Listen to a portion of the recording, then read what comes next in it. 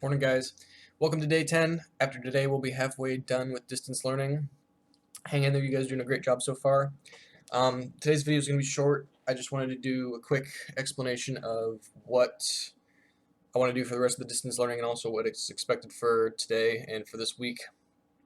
So first and foremost, what I would like to do this week is to kind of transition, since we're halfway through, I want to review what we've talked about so far and do a review so we can prepare for a quote-unquote quiz next Tuesday. But since we're at home, I realize that you guys are going to have access to a lot of different information, so it'll be more like it'll be more like an assignment that you have all the information for, that you'll have to put the pieces together based on this. It'll make sense next week, and you can ask me questions if you have any. But anyway, so what I'd like to do is I'd like to compile all the stuff we've been talking about so far with the distance learning together and kind of apply it to some real world scenarios. So what we're going to do this week is we're going to review 3 different topics that we discussed. Today I just want to focus on vocab, which will probably be the easiest thing. We're going to focus on mostly like what a keystone species is and what a niche is from a couple weeks ago, because that'll be really important to understand for the quiz, as well as what I'd like to do next week. Tomorrow we'll review sample counts and how to take a sample count, because I'm expecting, the way I'm planning on structuring it right now is it's going to be based around trying to identify certain factors in an environment that are causing changes. So you'll have to take sample counts to identify if the population is growing or shrinking, try to identify what the keystone species is, what impacts are going on. Again, I'll have more information as I put it together and get it ready for next week, but that's how I'm kind of envisioning it in my head. And then Thursday we'll be practicing calculating growth rate again, so taking the information you get from your sample counts, looking at population size, trying to make some descriptive claims about if the population is getting bigger, smaller, that kind of thing. I'm going to try and make it as structured and make as much scaffolding for it as possible, because I realize this will be kind of challenging from home.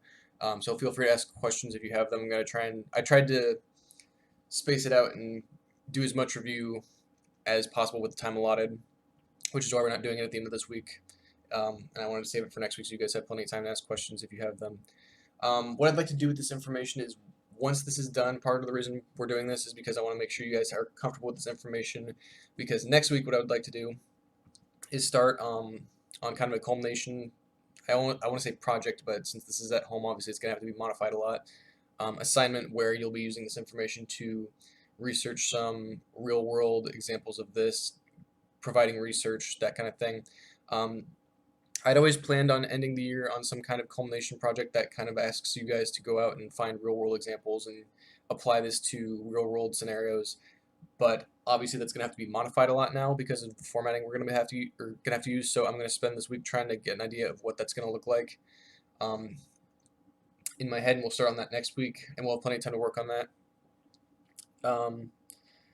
But just so you guys know where we're headed, and if you guys have any questions about that, I think that's really the gist of what I wanted to talk about. So for today, just going over keystone species and niches, because again, for the quiz, I'm going to ask you to identify what the keystone species is and what the niches are that it occupies that make it so important.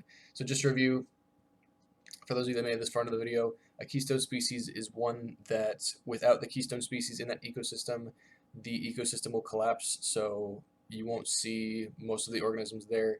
The herbivores will take over, eat all the plants, and then there will be nothing left.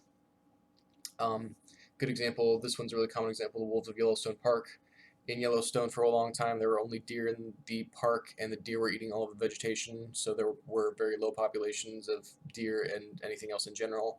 They reintroduced wolves into the population in the 90s, I believe, and that helped cut down on the deer population, which then brought back more herbivores, and then the herbivores brought back more types of plants, since they weren't over consuming all of the different vegetation, and then the different vegetation brought in different birds and other wildlife and small mammals, and basically the whole ecosystem came back just with the reintroduction of these wolves. Again, the reason why that's important is because you're going to be asked to identify that for the quiz next week, and then you're going to also now have data to prove it, since we've done sample counts and transect lines and all that stuff.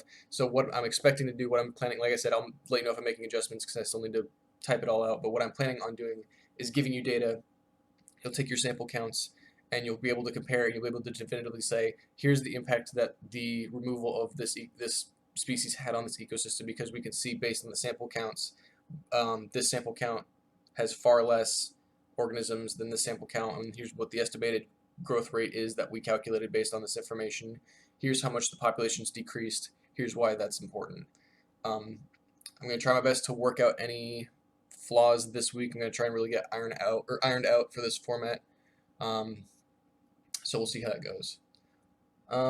Hopefully today's not too difficult, but I wanted to give you guys as much time in preparation as possible, since, you know, obviously communication's a little bit delayed through this formatting. I'll be on my computer all day, but you know, email isn't always the fastest thing, even if we're responding immediately. But so yeah, that's it for today. Just identify the keystone species in these articles, and most of them you can tell right off the bat because they're named after them.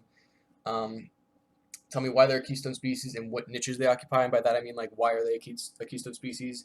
For all of these, they tend to be predators, because predators will restrict herbivore populations. That's one niche they occupy. Some of them are also pollinators. Some of them are, I'm trying to think of other examples that I found in here. You'll find it. You'll see them. Anything that would, any characteristic that they have that would impact their ecosystem in some positive way. So with that, I just posted a quick Google form question just asking, like, what's the first article talking about? What's the second article talking about? It's not meant to be fairly difficult. I just wanted to review because, again, these terms will be really important for what I'm planning long term. So the last thing I'll ask for today, and I know I've been saying this throughout, but especially because, again, a lot of my plans have had to change. Please stay flexible with this. You guys have done a really good job so far. I appreciate it. Like I said, for the end of the year kind of culmination assignment, it's going to really have to be modified from what I was originally going to do and what I've done in the past. So I will try to make it, it's obviously going to be a lot simpler than what I've usually done. And normally I would do like group projects or something like that, but that's obviously not going to be very easy with this formatting, so I think we'll just keep it simple. So I'll try to let you know more about that as I start to put it together. Like I said, I already have an idea, but we'll see how it turns out. I'm optimistic, but if it isn't quite what I want it to be, then it'll be what it is, and we'll work our way through it. So thank you guys for being flexible. Hang in there. We're almost done. And I will see you guys the rest of the week.